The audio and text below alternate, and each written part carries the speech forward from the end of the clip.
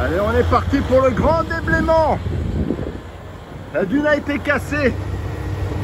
Allez, coucou, salut à tous et bienvenue dans mon fief landais préféré sur ma dune, dans le Marensin sur la Côte d'Argent. Et là, je vous montre une intervention colossale,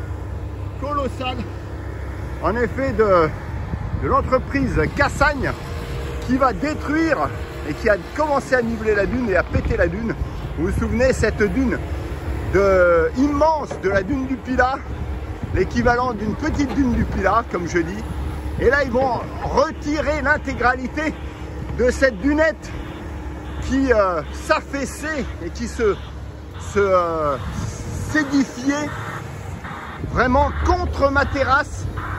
Ça va être un boulot de titan à niveler ces monstruosités de dunes qui s'étaient façonnées et qui s'étaient développées pendant tout l'hiver. C'était colossal cette année, l'année 2020.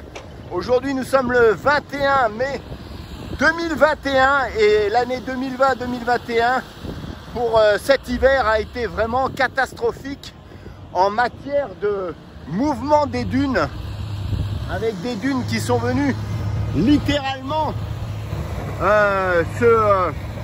s'édifier devant les maisons avec une hauteur, une largeur, des dimensions considérables. Donc cette année, on va faire appel à l'ONF. Je vais appeler l'ONF pour mettre des filets. On ne peut pas continuer comme ça parce qu'ils vont devoir niveler au niveau de la maison. Je ne sais pas si vous imaginez la tonne de sable qu'il faut déplacer. Et deux machines, regardez la taille et la dimension des tracteurs pour faire ce boulot. C'est juste gigantesque. Donc on va se rapprocher parce que là il y a la pelleteuse qui va venir, donc qui retire le sable devant la maison, forcément, hein, parce que la terrasse est complètement submergée, regardez, submergée par le sable. Et là il y a un boulot de dingue, regardez, pour mettre à niveau, regardez, c'est incroyable. Là regardez, pour mettre à niveau ce qu'il y a. Regardez ce qu'il va falloir faire, quoi. C'est juste délirant. Voilà le travail acharné et méticuleux de la pelleteuse. Alors que le gros tracteur là-bas va déposer le sable devant la dune sur l'océan, au niveau de l'océan. C'est vraiment un travail de dingue qui va prendre des heures et des heures. Regardez-moi ça, non mais regardez-moi ça sans déconner. Et moi j'avais planté des totems et j'avais planté de la grille de sorcière là-bas pour combler les trous. Mais regardez à la hauteur à laquelle la dune est venue monter en quelques années. Surtout cet hiver, ça a été vraiment impressionnant. J'avais planté les totems avec, vous voyez tout ça, tout ce qu'on a déterré. Voilà. Avec des jolies bouées, un peu comme ici, vous voyez. Donc là, on n'y touche pas trop, mais regardez au niveau de la route. Quand même, c'est venu aussi monter, mais beaucoup moins. Et les totems, malheureusement, emmagasinent et emprisonnent le sable et malheureusement font monter le sable pour créer des dunes. Regardez-moi ce travail de folie qu'il y a à faire pour retirer ces dunes. Regardez le niveau de la terrasse là, le boulot qu'il y a chaque année, mais c'est même pas chaque année là, c'est surtout cette année. Donc moi je vais faire appel à l'ONF pour venir mettre des filets partout là, parce qu'il n'y a pas une seule végétation qui pousse et forcément le sable navigue entre les maisons.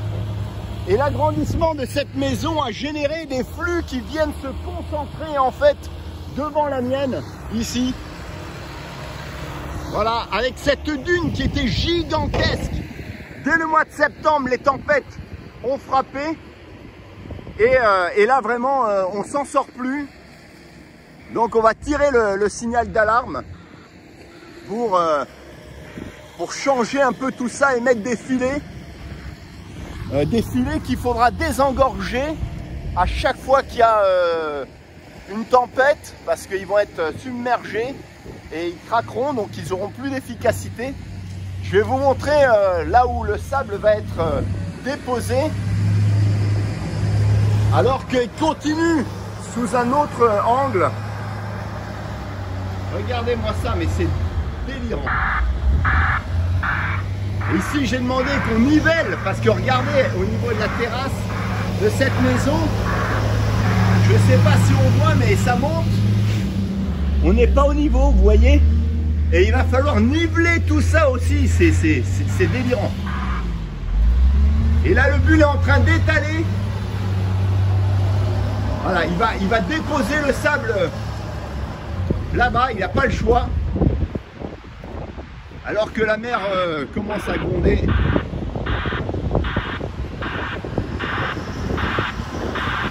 Alors, il faut que je vous montre aussi autre chose. Pour moi, c'est une grande victoire. C'est la clôture de la station balnéaire. Ça fait 5 ans que je militais. Je vais me mettre un peu à l'abri des bruits du bulle. Donc ça fait 5 ans que je militais auprès de notre syndic de copropriété, l'ASA, pour clôturer notre dune, puisque notre station était l'exception, malheureusement, qui confirme la règle, à savoir qu'elle n'était pas clôturée et pas protégée contre l'érosion, notamment au niveau des piétinements des gens qui continuaient à la descendre. Et encore plus fou, les propriétaires de maisons en fond de mer qui continuaient à descendre, pour certains d'entre eux qui n'avaient toujours pas compris qu'il fallait protéger notre station et surtout leur maison. Donc c'était quand même invraisemblable de les voir continuer à descendre. Et forcément, c'était des mauvais exemples qui étaient suivis par d'autres badauds et autres surfeurs en tout genre qui crapahutaient notre dune. Donc enfin, j'ai gagné, puisque mon intervention auprès de l'ONF à Bordeaux avec Monsieur Rose Berry a fonctionné en partenariat avec la mairie. Merci, je remercie Madame la maire. Et donc on a enfin gagné. L'ONF a imposé cette clôture pour venir clôturer définitivement l'accès à la dune. Alors moi, je vais vous montrer quand même. Je vais vous montrer vite fait ce qui a été fait. Et je vais vous montrer aussi ce que j'avais fait. Alors que le bulle continue, et il en a pour quelques heures, je pense, il en a pour au moins une demi-journée de travail. Je vais vous montrer vite fait ce que j'avais commencé à faire pour œuvrer en faveur de notre dune. Mesdames, messieurs, je peux vous dire, j'œuvre beaucoup entre les déchets, entre tout ça. Moi, c'est ma démarche et mon intervention que je ne lâche rien quand c'est en faveur de la nature, en faveur de bonnes causes, pour plaider les causes. Vous l'avez vu dans mes vidéos. Je vous montre ce que j'avais fait déjà au préalable pendant 2 ans. J'avais déjà clôturé, paillé, voilà, avec des bambous et des bois en tout genre. Regardez, des palettes aussi, sur au moins une 50aine de mètres. Regardez ça. Voilà, et voilà ce que l'ONF a mis.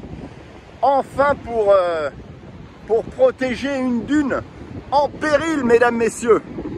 En péril, il faut le dire. Il faut que les gens ils prennent conscience que notre dune est en péril. D'accord? Regardez ici l'affaissement qu'il y a. Regardez là-bas, l'affaissement des dunes. Non mais on s'en rend pas bien compte, mais là, regardez, c'est affaissé complètement la végétation sur le sable. Et des gens que je ne citerai pas bien sûr, continuer à descendre, alors que qu'est-ce qu'ils voulaient transmettre à leurs enfants et petits-enfants, en se vantant que à eux seuls, ils n'abîmaient pas la dune. Enfin, c'est invraisemblable. Voilà, on est en France où des personnes qui avaient des petits privilèges de l'époque, puisqu'on ne parlait pas d'érosion, pouvaient descendre la dune devant chez eux. Mais aujourd'hui, et depuis quelques années, depuis les tempêtes violentes que le littoral a subies, on ne peut plus se permettre de jouer à ça et de dégrader cet endroit très fragile qui protège de par sa compacité et son homogénéité avec des plantations qui quand même consolident énormément cette protection, ce rempart. Voilà. Donc sur ce, mesdames, messieurs, voilà, je vous ai fait un petit point là-dessus sur, sur les particularités d'une station posée dans un écrin de dunes entre l'océan Atlantique et la forêt landaise. Et on va terminer sur cette image de bulldozer qui est primordial pour le maintien de la vie dans cette station balnéaire du Marensin sur la Côte d'Argent. Sur ce, mesdames, messieurs, je vais vous laisser et pour vaquer à vos occupations. Et je vous dis à très vite parce que j'ai une vidéo particulière à faire dans le poulailler de chez Patou, parce qu'elle a eu une attaque de renard et on va aller découvrir un peu les dégâts qui ont été occasionnés malgré les 2 pitbulls qui étaient là. Je pense que le renard est très intelligent, il savait que les chiens n'y étaient pas à ce moment-là, ou étaient plutôt rentrés dans la maison. Vous voyez le côté très perspicace du renard, d'une intelligence remarquable, qui sait déjouer les tours des humains et des chiens. Donc de toutes les manières, vous verrez aussi que Patou, elle